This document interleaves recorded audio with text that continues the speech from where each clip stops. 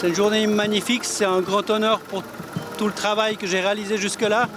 C'est vraiment beaucoup d'émotions parce que je ne m'attendais pas à autant de monde, autant d'honneur. Mes copains, ils ont vraiment fait un travail extraordinaire d'organisation. J'espère que tout le monde aura du plaisir à Trélay.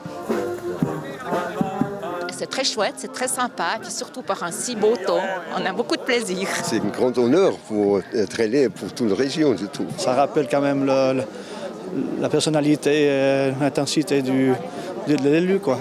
Qu'est-ce que ça évoque chez vous, finalement, que le syndic de Trélay devienne premier homme du canton ? Ah ben ça nous fait quand même quelque chose. C'est chouette une fois que Trélay, le nom de Trélay soit connu dans le canton de Vaud.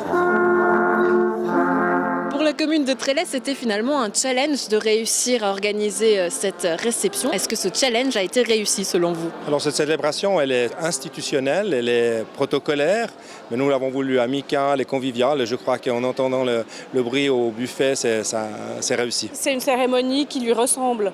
C'est une cérémonie qui se déroule dans son village avec les gens qui lui sont chers. Il a fait monter sur scène des chœurs. On sent qu'il a beaucoup de respect pour ces gens qui chantent des chants traditionnels. Cette cérémonie, est-ce qu'elle était aussi bien que la vôtre ? Oh là là, vous me mettez mal à l'aise. Non, écoutez, je crois que c'est ça la richesse de ce canton, n'est-ce pas ? Chaque région, chaque commune est différente. C'est une autre configuration, c'est une autre typologie commune beaucoup plus petite, bien sûr, en taille. Mais je suis convaincu que l'accueil sera extrêmement chaleureux. Le comité d'organisation nous l'a d'ailleurs déjà démontré.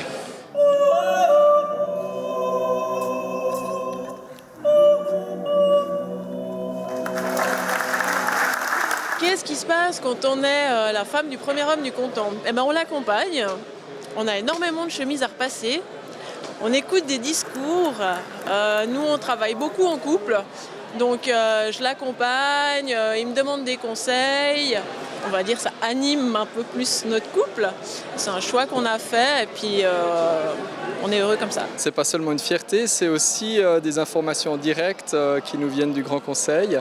Une grande valeur pour les décisions qu'on prend au sein de la municipalité.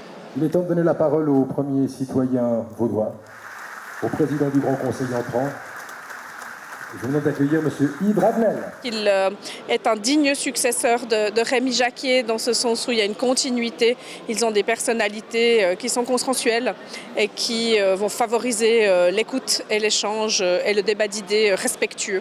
Quelqu'un qui a déjà une certaine expérience politique, qui a acquis une certaine sagesse. Et puis, moi, je crois dans les racines terriennes qui sont les siennes. Est-ce que vous avez peut-être une anecdote à nous raconter sur Yves Ravenel ? Une anecdote qui serait finalement assez emblématique de son caractère ? Il ne le montre pas toujours, mais il est joueur. Je l'ai vu remonter un escalator à Paris à l'envers. Il avait fait ça, il paraît, il y a 30 ans avec la jeunesse.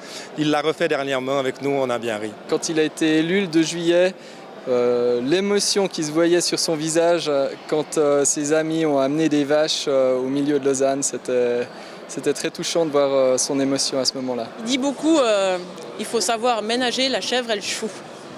Et je ne suis pas très fan de cette expression, mais c'est vrai qu'elle lui va bien parce qu'il veut pas froisser les gens et puis voilà.